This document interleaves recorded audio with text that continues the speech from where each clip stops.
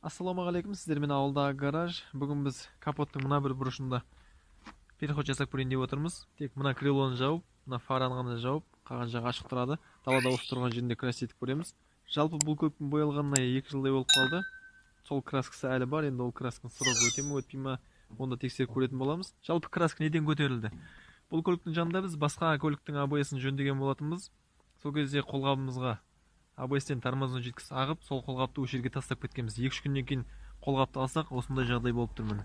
Краска кәдімгідей көтеріліп кеткен. Красканың енді түбі көрініп тұрған жоқ. Қазір барынша бетін алуға тырысамыз, астына өтіп кетпей. Егер темірге қарай өтіп кетсек, грунтовка шашуға тура келеді. Сол себепті грунтовка шашпауға тырысамыз барынша. Қазір 500-лікпен ақырындап шкуртетіп көреміз. Міне шкурклеп қойдық. 500-лік ала алмады, 320-мен алдық. Жалпы бетінегі лакты алдық. Сосын краска, грунтовкаға дейін бардық. Міне мына грунтовка тұрған. Мына жер грунтовканың астына шығып кеттік міне. Мына жерлер ағарып бастады уже. Енді мына бетіне грунтовка шашқым келмей отыр. Үстіне прям краска шашып көреміз, қалай болатынын көреміз. Егер қатты болмай жатса, онда грунтовка шашамыз. Краскада переход мына жерден болады примерно. Лактікі сәл мына жақтан болады міне. Енді краска шашу барысында көреміз, қалай болатынын. Қазір бізде кеш батып жатыр. Бұйырса ертең ертерек краскасын шашып бастаймыз. Жалпы краскасын лагының осы тұрған жерде фенмен қарсы кеп тұрып отырамыз. Кеш батқанша кеп тұрып қоюымыз керек. Неге? Өйткені түнде суық болады. Суықта свежий лак тоңдап қалады. Ол тоңдаған кезде кәдімгідей сызық болып ойылып қалады. Сол себепті тоңдатпау керек. Шеттерін былай кардонмен жауып тастадым. Қатты өйтіп әдемілеген жоқпын. Мына жерде де кішкентай міне тесік бар екен. Бұл жерде шкуклеп қойдым. Күннің көзі шығып тұрғанмен күн салқындау. Қазір темірді кішкене жылыту үшін фенмен қыздырамыз.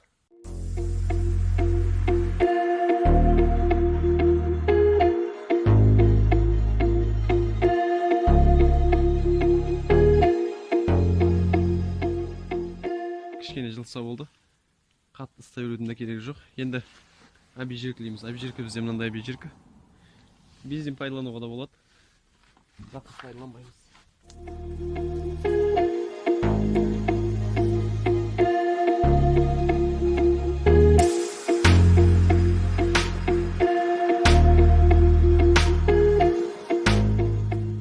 Су шашатындарын жабуды ұмытып бара жатқан екенмін. Скотчпен жауып тастадым. Оны алып тастау сәл ыңғайсыздау. Сол себепті скотчпен жауып қойдым. Бұйырса енді мынандай салфетка бар. Липкий салфетка дейді. Осымен бір рет сүртіп аламыз, сосын краскасын бастаймыз бұйырса.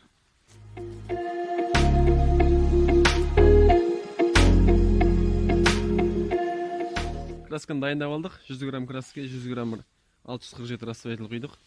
Пистолетті қазір біз настройкасын полный жауып тастаймыз. Бәрін қысамыз. Тек ауа кішкене ашық тұрады. Қазір кішкене подачаны кішкене ғана береміз.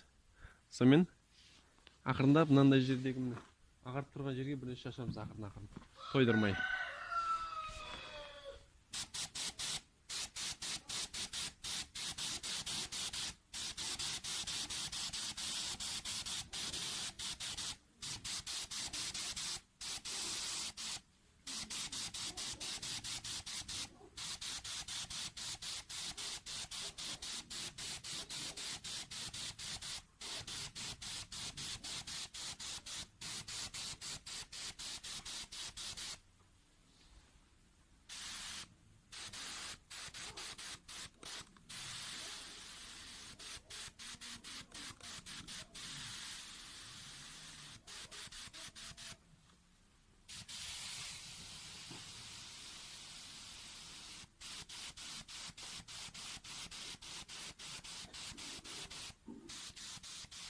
Мына жерде грунтовканың өтіп кеткен жерлеріне кішкене шаштым. Қазір енді салфеткамен тағы да бір рет сүртіп аламыз.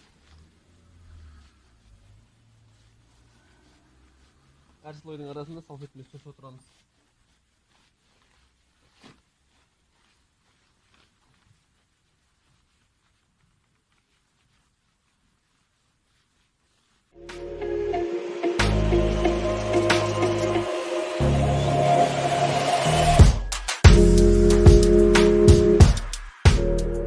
Өстіп жұқалап шашамыз. Мына жер уже басып кеткен сияқты болып тұр ма? Камераға көрінбей тұр. Пока бірінші слой, әлі әр слойды осылай жұқа шашу керек. Тойдырып шашу қылмай, тойдырып шашқан кезде краскада басқа цвет шығып та кетуі мүмкін. Сол себепті жұқалап сұйық тойдырып шаша берген дұрыс. Қазір енді кішкене кептіреміз, сосын міндетті түрде салфеткамен сүртіп отыру керек.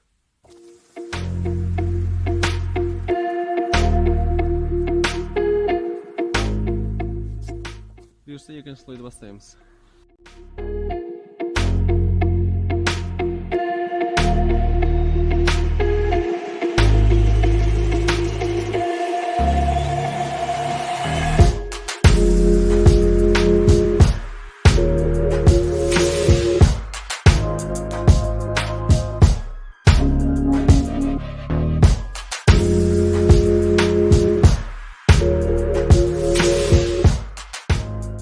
Төрт слой краска шаштық.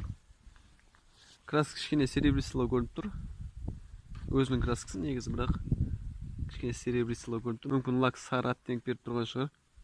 Жалпы мынаның астында шкурканың сызықтары қалды. Мен оны әдемілеп отырмадым. Неге? Өйткені капоттың басқа да косяктары бар. Ана жерде полоскасы бар. В общем, әдемілеу үшін капотты толықтай бояу керек болды. Ал капотты боясақ, крылоны бояу керек. В общем, полный бояп шығуға тура келеді. Ары қарай өтпей, тек капоттың мына жердегі қотырды кетірсек болды. Кешегі өзіңше әдемі деп көрген нәрсе бүгін бізде қателік болып жатыр. Өйткені көп нәрсе үйреніп жатырмыз, көп нәрсе көріп жатырмыз. Жалпы бұйырса қазір кішкене кептіреміз, бір 10-15 минуттай. Сосын лакты шашамыз. Бұйырса лакты бастайын деп отырмыз. Соңғы рет салфеткамен әдемілеп сүртіп аламыз, барлық жерін шаң қалдырмай. Сосын лакты бастаймыз. Жалпы бізде алдыңғы лак міне көрініп тұр, жылтыры жоқ почти. Бұл лакты біз тексеріп көру үшін алған болатынбыз. Қою шашсаңда, сұйық шашсаңда жылтырамайтын бір осындай жаманлық екен. Осы машинаға пайдаландық, одан кейін пайдаланбадық. Қазір енді біз шашайын деп отқан лакты кішкене анаған ұқсатып, мутныйрақ етіп шашу керек. Оның үшін біз қазір 4 слой лак шашамыз. 4 слойды да шаңдасып шашамыз. Бізге тек лак бетіне отырса болды. Қалған жылтырды біз полировкамен береміз.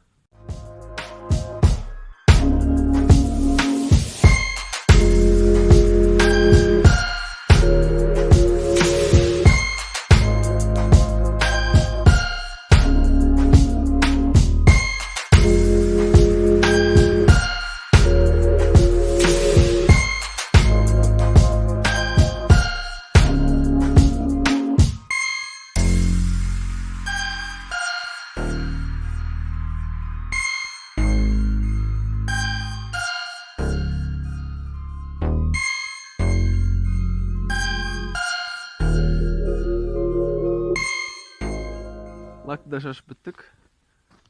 Жалпы 100 грамм лак дайындадым. Соның барлығын ішіге шашып тастадым.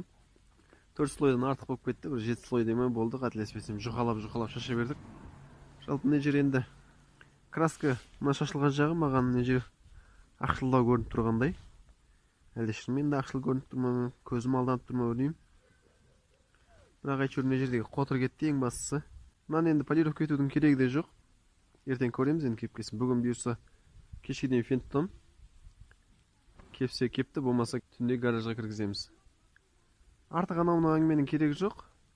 Өйткені бұл ауылдағы гараж. Видеоны лайк басып, арнаға тіркеліп, қоңырау басып кетіңіздер. Келесі кездескенше сау болыңыздар.